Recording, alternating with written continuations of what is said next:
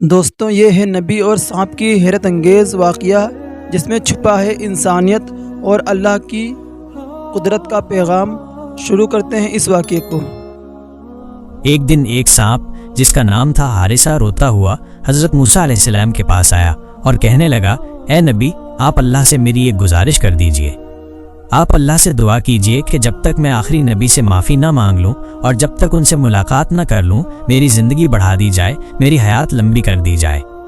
یہ سن کر حضرت موسیٰ علیہ السلام بھی رو پڑے اور اللہ سے عرض کرنے لگے، اے اللہ، آخری نبی تو سب سے آخر میں آئیں گے، ان کے آنے میں تو ابھی بہت وقت ہے، میرا یہ حارثہ سانپ اتنی لمبی مدت تک کیسے انتظار کرے گا؟ اے اللہ، تو اس کی زندگی بڑھا دے۔ تب اللہ تعالیٰ نے ایک غیبی آواز کے ذریعے حضرت موسیٰ کو بتایا، اے موسیٰ، میں نے تمہاری دعا قبول کر لی ہے، اور اس طرح اس سانپ کی حیات بڑھا دی گئی۔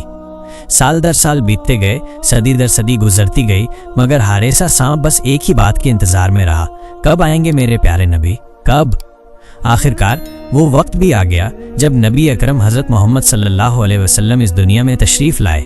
اب حارثہ سانپ نے اپنے سینے کے بل رینگتے ہوئے مکہ کی طرف سفر شروع کیا، کیول اپنے نبی سے معافی مانگنے کے لیے۔ 6 مہینے تک وہ اسی طرح سفر کرتا رہا۔ تھک کر وہ ابو جہل کے گھر کے سامنے جا پہنچا اور وہیں بے ہوش ہو کر گر پڑا۔ صبح ابو جہل باہر نکلا، جیسے ہی اس نے اس سانپ کو دیکھا، اس نے غصے میں آ کر ایک لاٹھی اٹھائی اور اسے مارنا شروع کر دیا۔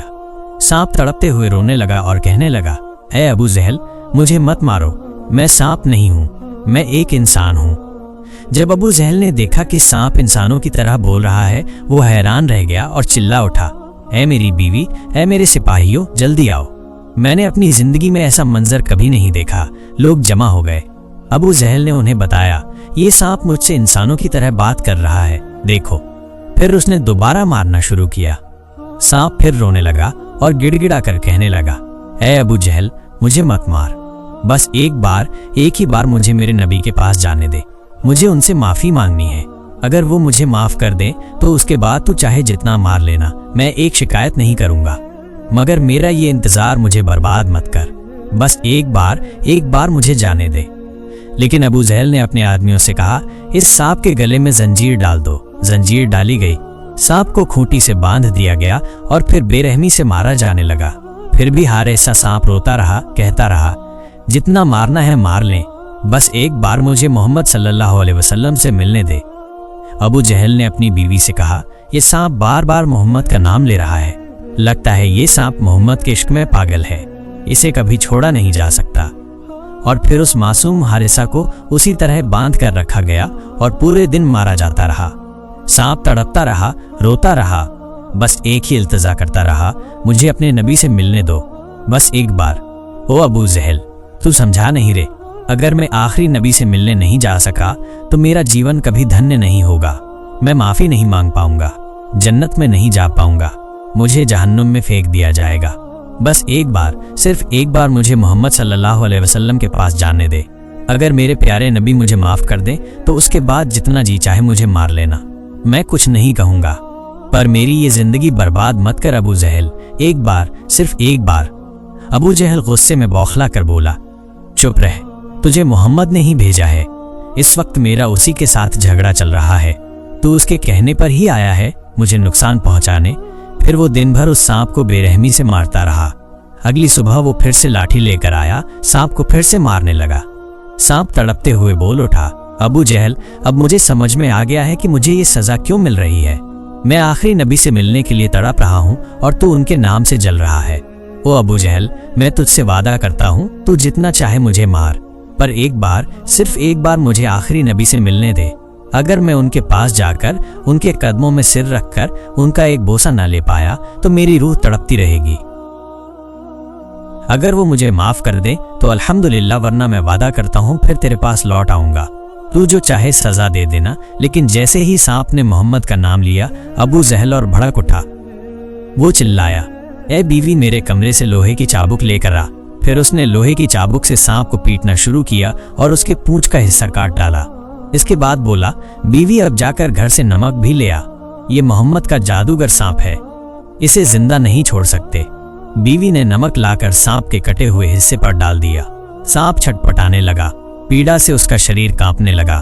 پھر بھی وہ روتے ہوئے کہہ رہا تھا، او ابو جھیل، تو نے میری پونچھ کاٹ دی، میرے زخموں پر نمک چھڑک دیا، میں درد سے تڑپ رہا ہوں، لیکن پھر بھی میں تجھ سے ہاتھ جوڑ کر کہتا ہوں، ایک بار، صرف ایک بار مجھے میرے نبی کے پاس جانے دے، میں بس معافی مانگنا چاہتا ہوں، پھر وعدہ کرتا ہوں واپس تیرے پاس لوٹ آؤں گا۔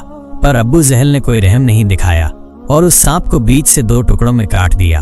سانپ اب اور برداشت نہیں کر سکا، اس نے اپنا سر زمین پر رکھ دیا اور آنسو بہاتے ہوئے اللہ سے دعا کرنے لگا، یا اللہ، اب مجھے یقین ہو گیا ہے یہ بے ایمان ابو جہل مجھے نہیں چھوڑے گا، اگر میں آخری نبی سے ملنے نہیں جا سکا تو میری زندگی برباد ہو جائے گی، یا اللہ مجھے اس نبی کے پاس بھیج دو، ورنہ قیامت کے دن میں جہنم کی آگ نہیں جھیل سکوں گا، جو سزا دینی ہے اس دنیا میں دے دو۔ اور آخر کار ابو جہل نے اسے پوری طرح سے مار ڈالا، پھر بولا، بیوی یہ سانپ محمد کا جادو ہے، ہو سکتا ہے پھر سے زندہ ہو جائے، اسے آگ میں جلا دو تاکہ دوبارہ نہ اٹھ سکے۔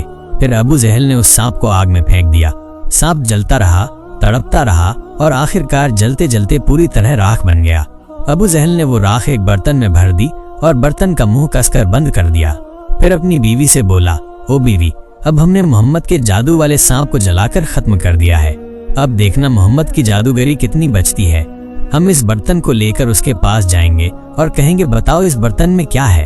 اب وہ بے ایمان ابو جہل محلے میں گھوم گھوم کر چلانے لگا، اے لوگوں دیکھو، محمد نے مجھے مارنے کے لیے اپنا جادو کا سانپ بھیجا تھا، میں نے اسے مار ڈالا، جلا ڈالا، اب محمد کا جادو ختم کر دیا میں نے، اب تم سب سمجھ لو محمد سے زیادہ طاقتور میں ہوں، نعوذ باللہ۔ پھر اس نے اپنے بیٹوں سے کہا، چلو اس برتن کو لے کر ہم محمد کے پاس چلتے ہیں اور کہتے ہیں اس برتن میں کیا ہے، اگر وہ بتا پایا تو ٹھیک ہے، ورنہ ہم اسے بھی پیٹیں گے اور جلا ڈالیں گے۔ ابو جہل اپنے سپاہیوں کو لے کر آخری نبی حضرت محمد صلی اللہ علیہ وسلم کے گھر پہنچ گیا، دروازے پر کھڑا ہو کر اونچے سر میں بولا، اے محمد باہر نکلو، دیکھو ہم تمہارے لیے کیا لائے ہیں۔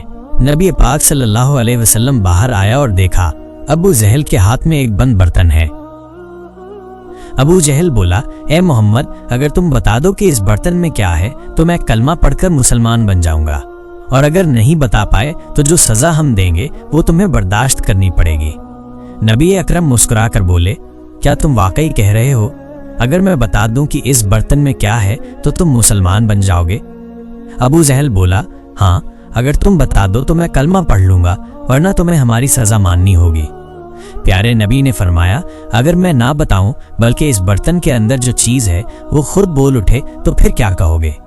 ابو جہل ہنستے ہوئے بولا، تو پھر تو بہت اچھا ہوگا، اگر برتن کے اندر کی چیز خود بول دے تو سب کے سامنے بات صاف ہو جائے گی، تب میں بنا دیری کے کلمہ پڑھ کر مسلمان بن جاؤں گا، پر اگر وہ نہیں بولی تو یاد رکھنا جو سزا ہم طے کریں گے وہ تمہیں سہنی ہوگی۔ نبی پاک صلی اللہ علیہ وسلم نے فرمایا، ٹھیک ہے ابو جہل، میں تمہاری یہ چنوتی منظور کرتا ہوں، اگر برتن کی چیز بول نہ سکی تو جو بھی سزا تم دو گے میں سر جھکا کر قبول کروں گا۔ ابو جہل ترنت مڑ کر لوگوں سے چلا کر کہنے لگا، اے محلے والوں، سن لو سب، محمد نے کہہ دیا ہے اگر یہ برتن نہ بولے تو یہ ہماری سزا قبول کرے گا۔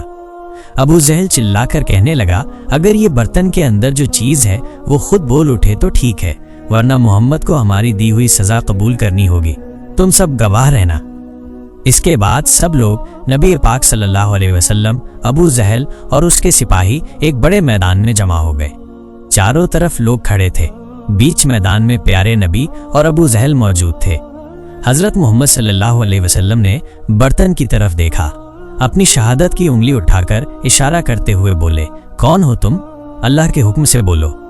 اس وقت اللہ نے حضرت جبرائیل علیہ وسلم کو حکم دیا، اے جبرائیل، دیکھو میرے پیارے نبی نے برتن کی طرف اشارہ کیا ہے، اب اسی اشارے کے ساتھ تم اس سانپ کو پھر سے زندہ کر دو۔ جیسے ہی حکم ملا، حضرت جبرائیل علیہ وسلم نے برتن کے اندر پڑے راکھ سے سانپ کو پھر سے زندہ کر دیا۔ اب نبی پاک صلی اللہ علیہ وسلم نے پھر اشارہ کیا اور کہا، کون ہو تم؟ اللہ کے حکم سے بولنا شروع کرو۔ تبھی برتن کے اندر سے ایک کراہتی ہوئی آواز آئی۔ سانپ بولا، نبی جی، میں ہوں موسیٰ نبی کا امتی، میرا نام ہے حارثہ، میں تو صرف آپ سے معافی مانگنے مدینہ سے چلا تھا، میں نے 6 مہینے تک اپنے سینے کے بل رینگتے ہوئے سفر کیا، اتنا چلا کہ تھک کر ایک دن ابو جہل کے گھر کے سامنے تھوڑی دیر سستانے لگا، تھوڑی سی نیند لگ گئی، لیکن اس بے ایمان نے مجھے دیکھا اور باندھ کر مجھے مارنے لگا۔ میں نے بہت سمجھایا کہ مجھے صرف اپنے نبی سے ملنے دو، لیکن اس نے میری ایک بھی بات نہیں مانی۔ اس نے مجھے زنجیر سے باندھ دیا، دن رات پیٹا، پھر جلا دیا اور میری راکھ کو اس برتن میں بند کر دیا۔ اتنا سن کر نبی پاک صلی اللہ علیہ وسلم نے ابو جہل کی طرف دیکھا اور فرمایا، کیا اب تم نے دیکھ لیا تیرے اس برتن میں کیا تھا؟ ابو جہل کانپ اٹھا اور اسی وقت حارثہ سانپ برتن سے باہر نکل آیا۔ پھر تو وہ ابو جہل کی طرف غصے سے دوڑنے لگا۔ ابو جہل ڈرتے ہوئے چلایا، اے محمد، تمہارا سانپ مجھے مار ڈالے گا، اسے روکو، جلدی روکو۔ سانپ دوڑتا ہوا کہہ رہا تھا، نبی جی، اس نے مجھے بہت درد دیا ہے، بہت ظلم کیا ہے، آج میں اسے ختم کر دوں گا۔ ابو جہل ڈر سے بوکھلا گیا، محمد، مجھے کچھ سمجھ نہیں آ رہا، تمہارا سانپ مجھے مار ڈالے گا۔ تبھی پیارے نبی صلی اللہ علیہ وسلم نے نرمی سے آواز دی، حارثہ رک جاؤ، اسے چھوڑ دو۔ سانپ کچھ دور جا کر رک گیا، ایک بار نبی کی طرف دیکھا، پھر پیچھے مڑا، اپنی زبان باہر نکالی اور رونے لگا۔ نبی پاک صلی اللہ علیہ وسلم نے کہا، حارثہ، تم میرے پاس معافی مانگنے کے لیے اتنا کچھ سہ گیا، اتنی لمبی مسافت، اتنی تکلیفیں، جا، میں تجھے معاف کرتا ہوں۔ اتنا سنتے ہی حارثہ پھوٹ پھوٹ کر رونے لگا اور کہنے لگا، نبی جی، آپ نے مجھے معاف کر دیا، میرا تو جیون ہی دھنیہ ہو گیا۔ پھر نبی جی نے حارثہ سے پوچھا، کیا تم انسان بننا چاہتے ہو؟ سانپ نے کانپتی ہوئی بھیگی آواز میں کہا، نبی جی، آپ نے مجھے معاف کر دیا، اس سے بڑا انعام میرے لیے کیا ہو سکتا ہے؟ لیکن اگر آپ مجھے پھر سے انسان بنا دیں تو یہ تو میرے لیے سب سے بڑی خوشخبری ہوگی۔ یہ سن کر ہمارے پیارے نبی نے اللہ سے دعا مانگی، یا اللہ، میرے حارثہ کو پھر سے انسان بنا دے۔ اللہ رب العالمین نے اپنے حبیب کی دعا کو قبول کر لیا اور حارثہ پھر سے انسان بن گیا۔ کتابوں میں لکھا ہے، حارثہ نے انسان بننے کے بعد اپنی پوری زندگی نبی پاک صلی اللہ علیہ وسلم کی خدمت میں گزار دی۔ سبحان اللہ۔ مکہ کے قریش قبیلے کا ایک مشہور نیتا تھا ابو لہب۔ اس کا اصلی نام تھا عبد العجا، لیکن اس کا چہرہ ہمیشہ غصے سے لال رہتا تھا۔ لوگ ڈرتے تھے اس سے، اس لیے اسے کہا جانے لگا ابو لہب، یعنی اگنیشک کا پتا۔ مگر وہ اسلام کا سب سے بڑا دشمن تھا۔ رسول اللہ صلی اللہ علیہ وسلم کا سگا چاچا ہوتے ہوئے بھی شروع سے ورود کرتا آ رہا تھا۔ جب بھی نبی جی اسلام کی بات کرتے، ابو لہب ان کے پیچھے جا کر لوگوں کو بھڑکاتا، انہیں بھرمت کرتا۔ ایک دن اللہ کے حکم سے نبی جی مکہ کے مشہور صفا پہاڑ پر چڑھے۔ مکہ میں یہ ایک رواج تھا، جب کسی کو کوئی ضروری بات سب کو بتانی ہوتی تو وہ صفا پر چڑھ کر زور سے پکارتا۔ اس دن بھی نبی جی نے اونچی آواز میں کہا، اے قریش کے لوگوں، تم سب یہاں آؤ، سنو۔ مجھے مکہ کے لوگ جلدی سے جمع ہو گئے، سب کے چہرے پر اتسکتا تھی، سب کے من میں ایک ہی سوال، آخر ایسا کیا کہنے والے ہیں محمد؟ نبی جی نے دھیرے سے کہا، تو پھر سنو، میں تمہیں چیتاونی دینے آیا ہوں، تمہارا رب صرف ایک ہے، اس کا کوئی ساجھیدار نہیں۔ میں تمہیں اس دن سے ڈراتا ہوں جو بہت ہی سخت اور کٹھن ہوگا۔ ایک پل کو سب کچھ تھم سا گیا، نہ کوئی آواز، نہ کوئی ہلچل۔ تبھی بھیڑ میں سے ایک غصے سے کانپتی ہوئی آواز گونجی، تیرا ناش ہو محمد، کیا بس یہی کہنے کے لیے تو نے ہمیں یہاں بلایا تھا؟ وہ تھا ابو لہب، اس کی آنکھوں میں زہر تھا۔ وہ نبی جی کا اپنا چاچا تھا، لیکن سب سے بڑا دشمن بن چکا تھا۔ وہ وہاں سے گھمنڈ میں بھرا ہوا چلا گیا اور جاتے جاتے لوگوں سے ہنس کر کہا، اس کی باتوں میں مت آنا، یہ تمہیں دھوکہ دینا چاہتا ہے۔ لیکن اسی وقت اللہ تعالیٰ نے ایک سخت آیت نازل کی، ابو لہب کے دونوں ہاتھ تباہ ہو جائے اور وہ خود بھی تباہ ہو۔ یہ سن کر ابو لہب اور بھی بھڑک اٹھا۔ اس نے قسم کھا لی کہ اب وہ ہر قدم پر نبی جی کو روکے گا۔ جب نبی جی کسی بازار میں جا کر لوگوں کو اللہ کی طرف بلاتے، ابو لہب ان کے پیچھے پیچھے جا کر کہتا، اس کی بات مت سنو، یہ پاگل ہو گیا ہے، یہ میرا بھتیجا ہے، میں اسے جانتا ہوں، یہ جھوٹا ہے۔ جب کبھی لوگ نبی جی کو نماز پڑھتے ہوئے دیکھتے، ابو لہب وہاں پہنچ جاتا اور ان کا مذاق اڑاتا۔ وہ کہتا، دیکھو اسے، یہ کہتا ہے کہ بس ایک اللہ کی عبادت کرو، یہ چاہتا ہے کہ تم اپنے باپ داداؤں کا راستہ چھوڑ دو۔ اور ابو لہب اکیلا نہیں تھا، اس کی بیوی ام زمیل بھی اسلام کی کٹر دشمن تھی۔ وہ بھی ہر جگہ نبی جی کی راہ میں کانٹے بچھاتی، لوگوں کے دل میں نفرت بھرتی، لیکن اللہ کا نور روکنے والا نہیں تھا۔ نبی جی کی باتوں میں حق تھا، سچائی تھی۔ وہ ابو سفیان کی بہن تھی، ایک طاقتور اونچے خاندان کی عورت، لیکن دل نفرت سے بھرا ہوا تھا۔ جب بھی نبی جی کسی کو اسلام کی طرف بلاتے، ام زمیل ان کے راستے میں رکاوٹ ڈالنے آ جاتی۔ وہ صرف اپنے شوہر ہر ابو لہب کو سپورٹ نہیں کرتی تھی، بلکہ خود بھی پوری طاقت سے نبی جی اور ان کے صحابیوں کو تکلیفت دینے میں لگی رہتی۔ رات کے اندھیرے میں چپکے سے باہر نکلتی، راستوں پر کانٹے بچھا دیتی सूखी नुकीली टहनियां फैला देती ताकि जब सुबह हमारे प्यारे नबी सल्लल्लाहु अलैहि वसल्लम बाहर निकले तो उनके पाँव में चुभे, खून बहे, उन्हें दर्द हो। लेकिन नबी जी कभी शिकायत नहीं करते थे, वो बस सब्र करते थे, चुपचाप रास्ता साफ करते थे और फिर हाथ उठाकर कहते, ऐ अल्लाह तू हक को कायम कर दे। जहां भी नबी जी जाते वो पीछे पीछे कहती, ये आदमी झूठा है, जादूगर है, अगर इसकी बात सुनोगे तो गुमराह हो जाओगे। फिर जब सूरह अल-मसद नाजिल हुई तो उसे जैसे आग लग गई। एक दिन वो एक बड़ा सा पत्थर लेकर आई नबी जी को मारने के इरादे से। तब नबी जी सल्लल्लाहु अलैहि वसल्लम काबा के आंगन में अबू बकर रज़ियल्लाहु ताला अन्हु के साथ बैठे थे। लेकिन देखिए अल्लाह की क़ुदरत, उम्मे ज़मील नबी जी को देख ही नहीं पाई, बस अबू बकर को देखा और गुस्से में चिल्लाई, तुम्हारा वो साथी मोहम्मद कहाँ है? मैं उसे कत्ल कर दूंगी। फिर आया बद्र का दिन। अबू लहब खुद लड़ाई में नहीं गया, मक्का में ही छुपकर बैठा रहा, खबर का इंतजार कर रहा था। उसे यकीन था कुरैश की ताकतवर फौज मुसलमानों को मिटा देगी। लेकिन जब खबर आई तो उल्टी खबर आई, मुसलमान जीत गए हैं, कुरैश के बड़े बड़े सरदार मारे गए हैं, अबू जहल भी मारा गया। अबू लहब सन्न रह गया, जिस्म कांपने लगा। वो चिल्लाया, ये नामुमकिन है, कुरैश हार नहीं सकते। लेकिन अब सच्चाई को मानने के सिवा उसके पास कोई चारा नहीं था। उस दिन के बाद अबू लहब अंदर से टूट चुका था।